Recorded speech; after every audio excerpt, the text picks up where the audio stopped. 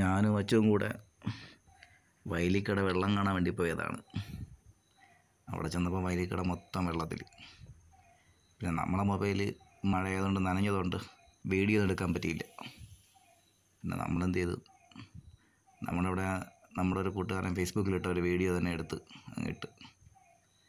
അങ്ങനെ വയലിക്കട മൊത്തം ഇവിടെ വെള്ളം കയറി കണ്ടപ്പോഴാണ് മനസ്സിലായത്, പാപ്പാട് നമ്മൾ അപ്പൂൻ്റെ വീട് ആ ഭാഗത്ത് വെള്ളം കയറിയില്ല എന്നറിയാൻ വേണ്ടി നമ്മളൊന്ന് അങ്ങോട്ട് പോയി.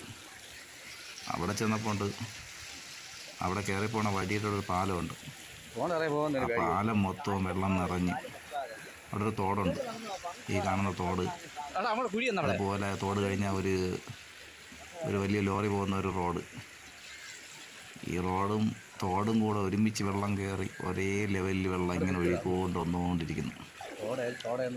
അതിനും കൂടെ എന്തായാലും ഒന്ന് മുമ്പോട്ട് നടക്കാൻ തന്നെ തീരുമാനിച്ചു. നമ്മൾ നടന്നപ്പോൾ ആദ്യമൊക്കെ ഏകദേശം ഒരു കാലിൻ്റെ മുട്ട് വരെയുള്ള വെള്ളം ഉണ്ടായിരുന്നു. ഇത് കണ്ടപ്പോൾ നമ്മൾ വിചാരിച്ചങ്ങ് വീട്ടിലങ്ങ് ചെന്ന് പോകാമെന്ന് വിചാരിച്ചു. അങ്ങനെ കുറേ നടന്നു നടക്കും തോറും ചെറിയൊരു പേടിയോലൊക്കെ തോന്നി. ഇങ്ങനെ വെള്ളം എവിടെയെങ്കിലും കുഴി കാണുമെന്നൊക്കെ.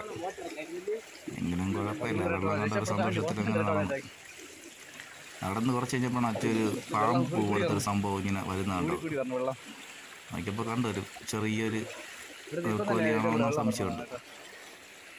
അത് കണ്ട് അതിനെ നോക്കി നടന്നു. വീണ്ടും നടക്കും തോറും ഇങ്ങനെ വെള്ളത്തിൻ്റെ ശക്തി കൂടി വന്നു. ഇവിടെ ഈ തോട് മാത്രമല്ല, റോഡ് മാത്രമല്ല, ഈ അപ്പുറമുള്ള വയലുകളും പിന്നെ ഈ എല്ലാം ആ പ്രദേശം മൊത്തം വെള്ളത്തിലായി.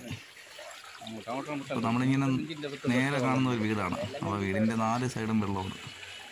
അപ്പോൾ അവരൊക്കെ എങ്ങനെ അവിടെ എത്തപ്പെട്ടു ഇനി എങ്ങോട്ട് പോവും എങ്ങനെയൊക്കെയാണ് എന്നൊന്നും ഒരു പിടുത്തവും കിട്ടുന്നില്ല. എങ്കിലും അപ്പൂൻ്റെ വീട്ടിലോട്ട് നമ്മളിങ്ങനെ എത്താൻ വേണ്ടി നോക്കി. അപ്പോഴും വീണ്ടും ഒരു പാമ്പ് അത് ആ പോസ്റ്റിൻ്റെ ഇടയിലോട്ട് കയറി അങ്ങ് താന്നു. ഈ പാമ്പാണോ ഇനി നീർക്കൊലിയാണോന്നും പറഞ്ഞില്ല. എന്തായാലും അതങ്ങ് പോയി. സംഭവം ഇവിടെ നിന്നിട്ട് നോക്കിയപ്പോൾ അവിടെ മൊത്തം വെള്ളം തന്നെയാണ്. അങ്ങനെ അപ്പൂൻ്റെ വീട്ടിലോട്ട് തിരിഞ്ഞ് പോകുന്ന വഴിയോട്ട് നോക്കിയപ്പോൾ അവിടെ കുറച്ച് ആൾക്കാരൊക്കെ അവിടെ നിന്ന് വെള്ളം കണ്ടു നിൽക്കുന്നുണ്ട്. പിന്നെ അവരവിടെ നിൽക്കുന്നുണ്ട്. പിന്നെ അങ്ങോട്ട് വീണ്ടും മുമ്പോട്ട് നടന്നപ്പോൾ വെള്ളം വെള്ളമെന്ന് പറഞ്ഞാൽ ഏകദേശം നമ്മുടെ ഇടുപ്പിൻ്റെ അതുപോലെയൊക്കെ വെള്ളമായി. അപ്പോൾ ചെറിയൊരു പേടി വന്നു. ഇനി തിരിച്ചു പോകാനും പറ്റില്ല, അങ്ങോട്ട് പോകാനും പറ്റില്ല, ഇങ്ങോട്ട് പോകാനും പറ്റാത്തൊരവസ്ഥയായി.